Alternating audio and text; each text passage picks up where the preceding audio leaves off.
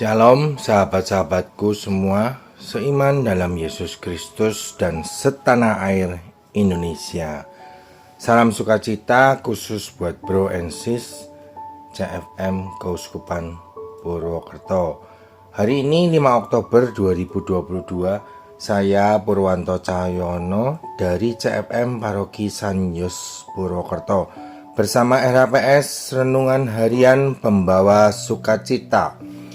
Renungan diambil dari bacaan Injil Lukas 11 ayat 1-4 dengan judul perikop Tuhan ajarilah kami berdoa.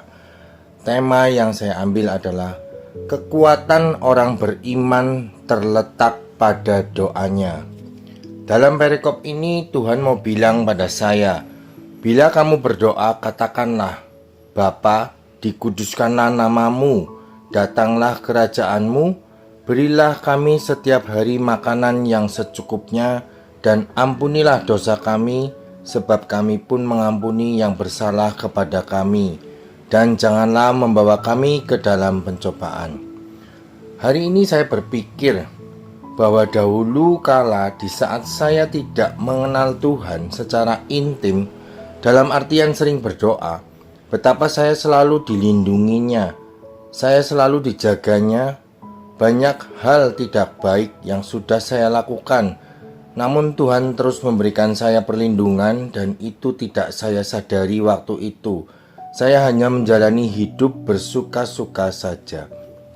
Hal tersebut sekarang ini saya rasakan bahwa begitu besar sekali kasih Tuhan Allah Bapa kepada diri ini, sehingga sekarang ini saya boleh berada pada keadaan saya sekarang ini yang menyadari bahwa semua boleh terjadi hanya karena kasih karunia yang terus saya terima dari Allah Bapa. Tidak peduli hal apapun yang saya lakukan, Tuhan selalu mengasihi saya.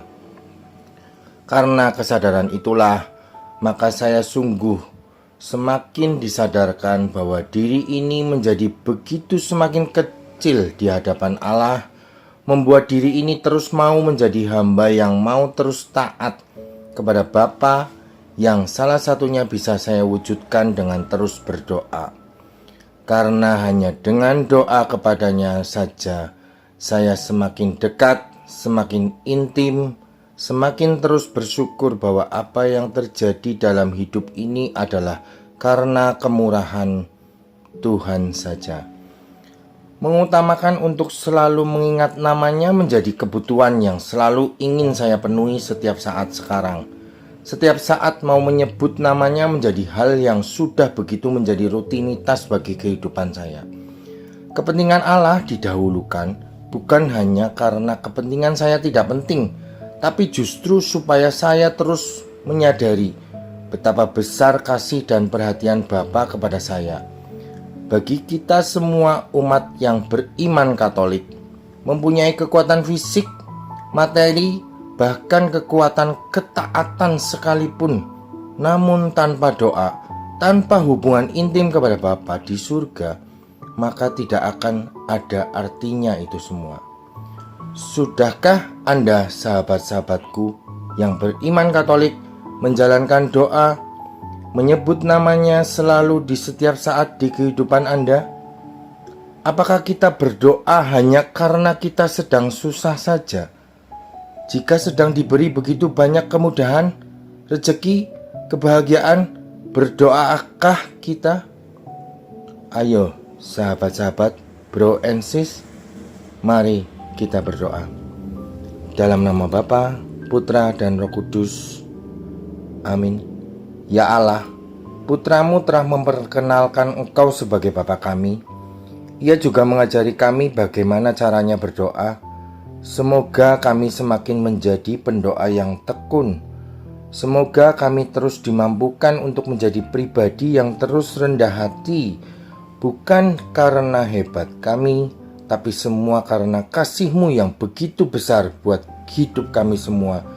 Bimbing kami dan sadarkanlah kami untuk selalu ingat bahwa bukan kami yang hebat, tapi semua karena Tuhan punya kehendak. Terima kasih Bapa, terima kasih.